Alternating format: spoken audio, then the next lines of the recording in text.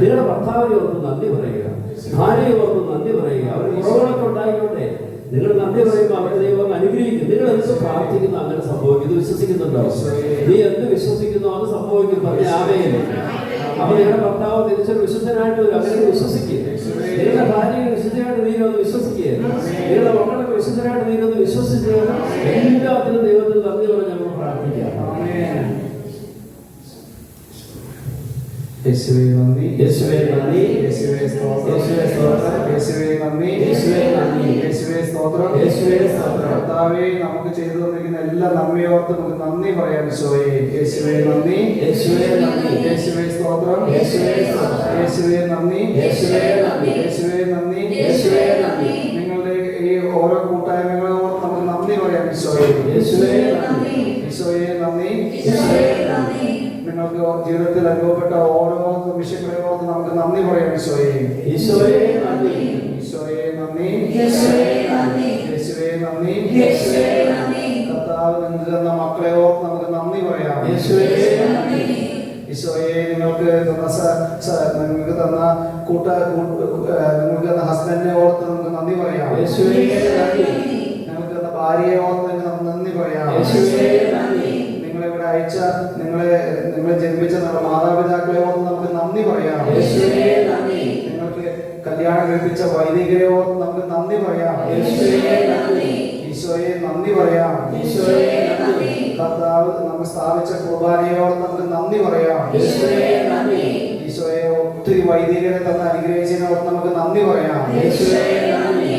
നിങ്ങൾക്ക് മാമോദിസ തന്ന വൈദികരെ ഓർത്ത് നമുക്ക് നന്ദി പറയാം. യേശുവേ നന്ദി. ഈശോയെ നമുക്ക് സഭയെ തന്ന് നമ്മളെ അനുഗ്രഹിച്ചതിനെ ഓർത്ത് നമുക്ക് നന്ദി പറയാം. യേശുവേ നന്ദി.